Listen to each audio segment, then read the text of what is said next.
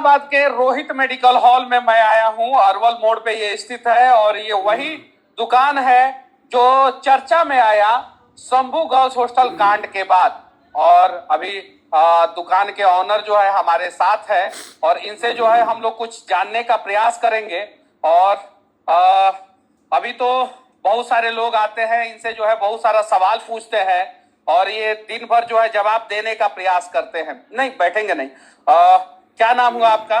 कृष्णा प्रसाद ठाकुर। अच्छा कृष्णा जी, कितना दिन से ये दुकान है आपका? करीब सर 20-22 साल से। 20-22 साल से। 20-22 साल में जो है कभी इतना परेशान नहीं हुए होंगे जितना पिछले विगत कुछ दिनों से आप परेशान हैं। जी नहीं, ऐसा कभी नहीं। अच्छा, आपसे क्या क्या सवाल पूछा जा रहा है? कोई आते हैं तो कहते हैं कि लड़की ले गई है, कोई आते हैं तो कुछ जो मन में आता है लोग पूछते हैं। अच्छा, लड़की यहाँ से दवा लेके गई थी क्या? जो न्यूज चैनल में चला दिया गया आपके दुकान के बारे में, लेके गई है कि नहीं लेके? नहीं सर। शंभू गर्ल्स हॉस्टल में जो हुआ लड़की के साथ, वो गलत हुआ, सही हुआ, क्या हुआ, कुछ जानकारी है उसके बारे में? नहीं सर, ऐसा तो हमें तो सर जी आए थे तो हमसे ये कहा गया कि एक घटना घटी है, सो आपको मालूम है? हम कहा सर नहीं। तो कहें कि इतनी बड़ी घटना घट गई है सो आपको मालूम नहीं है? सो पटना गर्ल्स हॉस्टल में हम कहें कि सर हाँ ये तो मालूम है, ऐसे बिहार में रोज घट रहा है, हर जगह तो हर कुछ हो ही रहा है सर, हमें क्या मालूम? सही तो बात है सही। अच्छा, कौन से सर आए थे?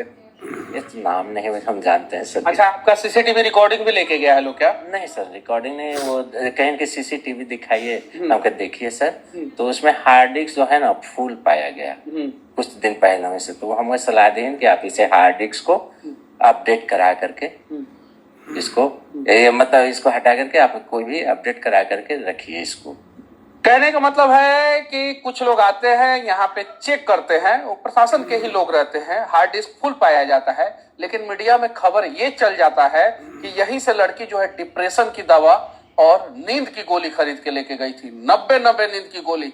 बैच नंबर से पता चल गया कि लड़की ने कहां से दवा खरीदा। अरे आपको किसने बताया? ये झूठा खबर आप लोग क्यों प्लांट कर रहे हैं? एक बच्ची को अगर इंसाफ नहीं दिला सकते हैं तो कम से कम उसको बदनाम करने का प्रयास ना करें। अच्छा, जो शंभू गर्ल्स हॉस्टल में जहानाबाद की लड़की रहती थी, उसका नाम जो है अब तो निर्भया सब लोग कह रहा है, जहानाबाद का निर्भया, क्योंकि प्रशासन ने बोला है कि उसका नाम नहीं बताने के लिए। तो उसके पिताजी कभी आते थे क्या? हाँ सर, कुछ दिनों से साल 2 साल पर कभी कभी दवा वो ले जाते थे। साल 2 साल पे दवा लेके जाते थे। अच्छा, पिछली बार क्या क्या चीज का दवा लेके गए थे? वही सर प्रोलॉल 10 mg और एमिटॉन प्लस। अच्छा, ये जो दो दवा का नाम बता रहे हैं, ये दवा है आपके पास? हाँ सर, दिखाइए तो। और ये दवा करता क्या है?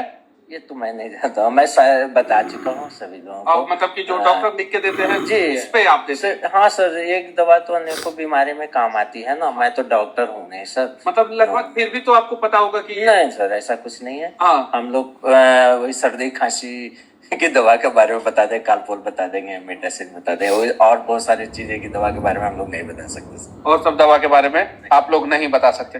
अच्छा, अच्छा, बैच नंबर से पता चल जाता है कि इसी मेडिकल स्टोर से जो है ये दवा गया था? हाँ सर, तो जैसे एक बैच की दवा कंपनी से कम 200-100 डब्बे निकलते हैं। हाँ।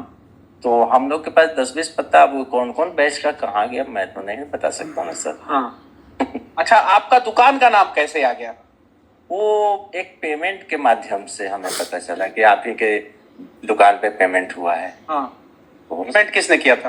ये पिताजी तो आए थे सर, अब पेमेंट किसने किया था वही तो मैं नहीं देखा। हाँ, मतलब कि क्यूआर से लोग स्कैन करते हैं, पेमेंट कर देते हैं, या क्यूआर कोड भेज देते हैं, कोई उनका लड़का या उनका परिवार का कोई सदस्य पेमेंट कर देता है। आप कौन है? मेरा नाम है परमहंस राय, बगल में जहाँ है। ओ, बगल में आपका भी दुकान है दवा? ना हम लोग तो किसी जगह एक बार बैठे हैं, साथ कोई बात नहीं है। हाँ। जैसे आप ही से संबंध हो जाएगा सर, जाते रहेंगे तो कभी मिलेंगे नहीं। भी आपको पता है पूरे बिहार में सबसे चर्चित दवा का दुकान आपका हो गया है। ये तो दुर्भाग्य है सर मेरा। मतलब कि जब चर्चा का विषय बनता है तो लोग कहते हैं कि सौभाग्य है मेरा, और इतना बड़ा चर्चा का विषय बन रहा है आपका दुकान और आप बोल रहे हैं दुर्भाग्य। हाँ, इसलिए सर कि एक बच्ची के साथ ऐसा घटिया, उससे तो हम लोग बड़ा अफसोस कर रहे हैं। अब यही है, ईश्वर से कामना है कि देखिए, किसी मेडिकल शॉप वाले को कैसे बदनाम कर दिया जाता है मीडिया में, लेकिन मनीष कश्यप ने इनकी सच्चाई दिखाई। दवा के दुकानदार हैं और कह रहे हैं कि 20 साल से दवा का दुकान चलाता हूं। आज अगर फेमस हुआ है दवा का दुकान तो मैं अफसोस कर रहा हूं और चाहता हूं कि जहानाबाद की पीड़ित बच्ची जिसके साथ शंभू गर्ल्स हॉस्टल में गलत हुआ उसको जो है इंसाफ मिले, यही कामना करते हैं। और वर्तमान समय में डिजिटल युग में अगर किसी का दुकान या किसी का कोई एक्टिविटी फेमस हो जाता है तो वो खुश हो जाता है, लेकिन आज इनका दुकान जो है पूरे बिहार में सबसे ज्यादा फेमस है, लेकिन ये खुश नहीं है, दुखी है। कभी ऐसा कोई आके पूछा क्या कि आपने गलत किया है, ऐसा कुछ? नहीं सर, ऐसा किन्हीं ने पूछा, खाली यही कि लड़की लगे है, कौन लगा है, ये बस यही। कैसे आपका वीडियो वायरल हो गया?